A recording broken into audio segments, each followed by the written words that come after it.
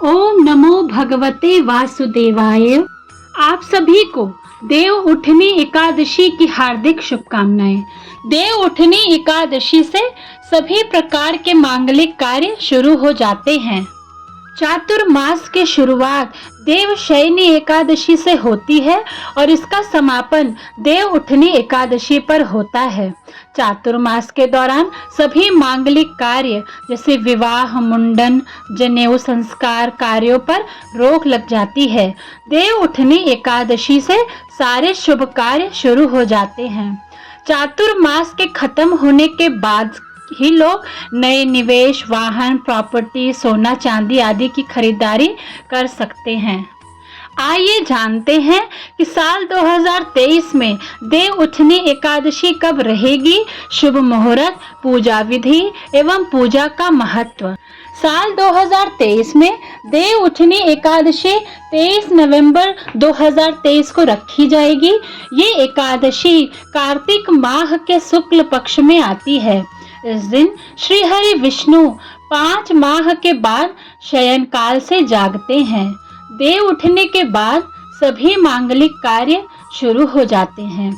इस दिन रात में शालिग्राम जी और तुलसी माता का विवाह भी किया जाता है। विवाह के लिए ये दिन बहुत ही शुभकारी माना जाता है। देव उठनी एकादशी को प्रबोधनी एकादशी या देव उठान एकादशी भी कहते हैं। प्रतिवर्ष कार्तिक मास के शुक्ल पक्ष की एकादशी तिथि को यह मनाई जाती है। 23 नवंबर 2023 दिन गुरुवार को देव उठी एकादशी का पर्व मनाया जाएगा। इस दिन एकादशी तिथि शुरू होगी 22 नवंबर 2023 रात 11:03 पे और कार्तिक शुक्ल एकादशी तिथि समाप्त होगी 23 नवंबर 2023 रात 9:01 पे। पूजा के लिए जो शुभ समय रहेगा वह सुबह 6:50 से सुबह 8:09 तक रहेगा। रात्रि के समय जो मुहूर्त है वो शाम 5:23 से 8:46 तक रहेगा। इस दिन सूर्य उदय होगा 6:49 पर और सूर्यास्त होगा 5:36। राहु काल का जो समय रहेगा वो 1:33 से 2:54 दोपहर तक रहेगा। यमगंड 6:49 से 8:10 सुबह रहेगा। शुभ काल जो रहेंगे वो इसमें अभिजीत मुहूर्त 11:51 से 12:34 तक रहेगा। अमृत काल 12:44 से 2:15 तक रहेगा और ब्रह्म मुहूर्त सुबह 5:13 से 6:01 तक रहेगा। ब्रह्म मुहूर्त में ही इस दिन विष्णु जी को बहुत ही प्यार से मंत्रों का जाप करके इस दिन विष्णु जी को निद्रा से प्यार से शंख बजाकर या उनके मंत्रों का उच्चारण करके हमें विष्णु जी को इस दिन जगाना चाहिए। व्रत का पारण सुबह 6:51 से 8:57 तक दिन 24 नवंबर शुक्रवार को किया जाएगा। इस दिन रात्रि में आप तुलसी विवाह का भी आयोजन कर सकते हैं। तुलसी विवाह के लिए देव उठनी एकादशी सर्वोपरि दिन माना जाता है। तुलसी को विष्णु प्रिया भी कहते हैं, इसलिए देवता जब जागते हैं तो सबसे पहली प्रार्थना हरि वल्लभा तुलसी की ही सुनते हैं। तुलसी विवाह का सीधा अर्थ है तुलसी के माध्यम से भगवान का आवाहन करना। शास्त्रों में कहा गया है कि जिन दंपतियों के कन्या नहीं होती वे जीवन में एक बार तुलसी का विवाह करके कन्यादान का पुण्य अवश्य प्राप्त कर सकते हैं। आइए जानते हैं देव उठनी एकादशी का महत्व। देव उठनी एकादशी पर तुलसी विवाह होता है।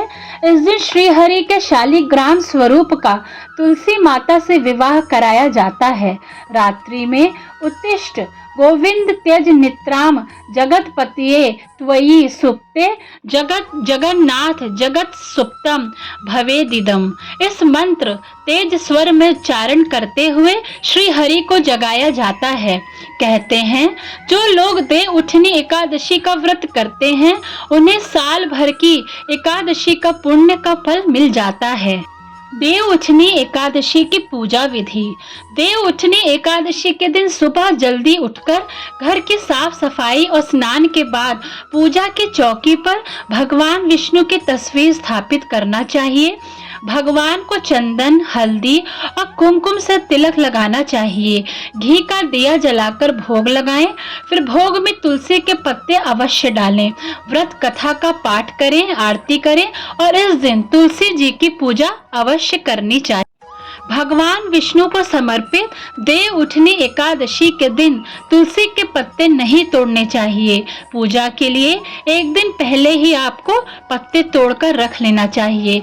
देव उठनी एकादशी के दिन चावल बिल्कुल भी नहीं खाना चाहिए। वाद विवाद से बचना चाहिए और भगवान विष्णु का जितना हो सके कीर्तन करना चाहिए, जागरण करना चाहिए और सबको शाम को पूजा करने के बाद कथा और आरती के पश्चात सबको प्रसाद का वितरण करके व्रत अगले दिन सुबह व्रत का पारण करना चाहिए।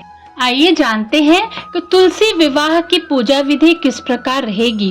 एकादशी व्रत के दिन ब्रह्म मुहूर्त में उठकर स्नान आदि करें और व्रत का संकल्प लें। इसके बाद भगवान विष्णु की आराधना करें। अब भगवान विष्णु के सामने दीप धूप जलाएं, फिर उन्हें फल फूल और भोग अर्पित करें। मान्यता है कि एकादशी के दिन भगवान विष्णु को तुलसी जरूर अर्पित करनी चाहिए। शाम को विष्णु जी की आराधना करते हुए विष्णु सहस्त्र नाम का पाठ करना चाहिए। एकादशी के दिन पूर्व संध्या को व्रती को सिर्फ सात्विक भोजन ही करना चाहिए। एकादशी के दिन व्रत के दौरान अन्न का सेवन नहीं करना चाहिए। एकादशी के दिन चावल का भी सेवन वर्जित